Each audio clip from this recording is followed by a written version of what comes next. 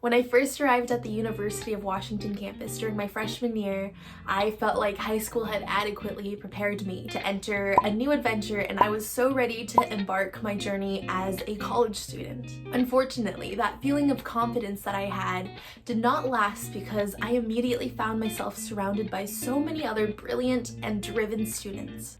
Everyone seemed so smart and accomplished, and when I looked at myself, I didn't see anything that was comparable.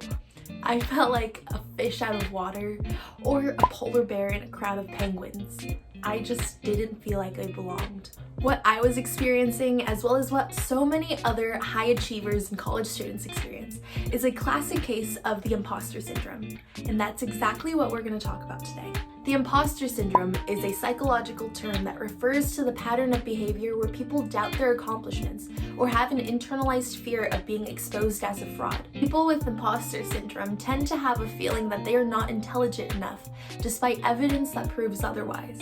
They downplay their accomplishments, they attribute their success to luck, or they don't think they're as competent or capable as the people around them. You too, at some point or another, have probably experienced some common feelings of the imposter syndrome. Here are some examples of what someone experiencing imposter syndrome might say or feel. Use these examples to ask yourself if you've ever had similar thoughts. I deceived people into thinking I'm competent, when in reality, I'm the opposite. Sooner or later, people are going to find out what I really am, a fraud.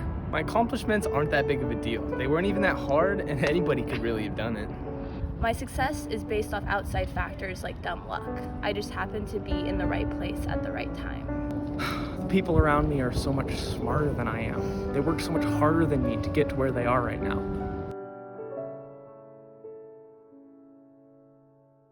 People experiencing imposter syndrome can have one or a combination of these perceptions. What they might not realize is that they're not alone in these feelings.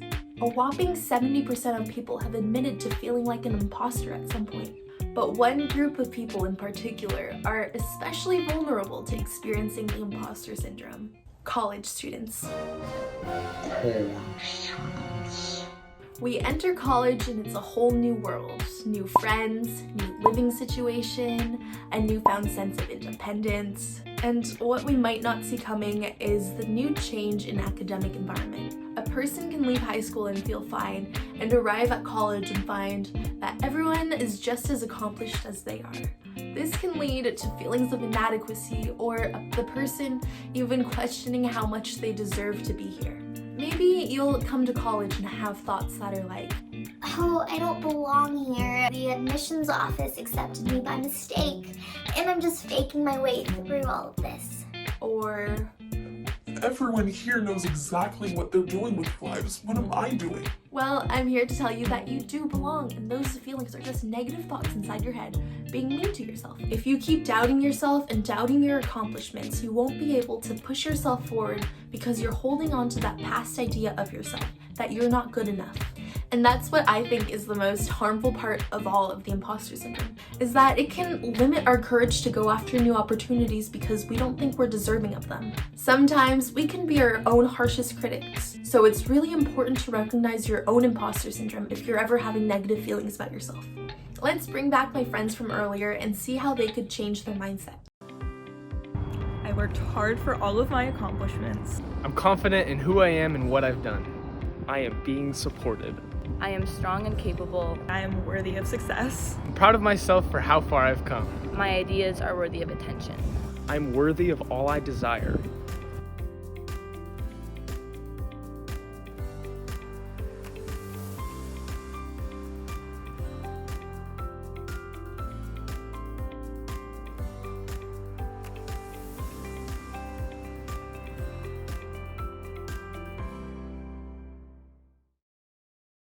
Before I learned about the imposter syndrome, I didn't question the nagging voice inside of my head that told me I wasn't good enough. Hearing that I wasn't the only one alone in these feelings, and that so many college students also experience these similar feelings, gave me reassurance that these feelings were nothing but a figment of my imagination. And no one is perfect. I, for sure, am not perfect. And occasionally some negative thoughts will emerge in my mind.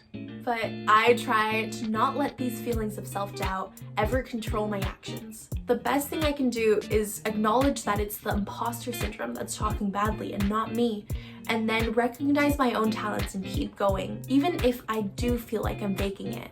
Once you have a mindset where you believe in yourself, you can open the door to so many new opportunities that can lead to even greater success. Once you succeed at things, no one will be able to take those accomplishments away from you, and you'll have those accomplishments for yourself to look back on and to grow from.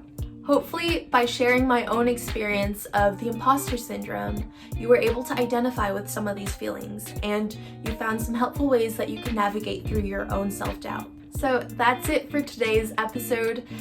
Thank you so much for watching. Whenever you come across feelings of self-doubt in the future, remember to be nice to yourself. You deserve to be here and you deserve success. Go Dogs!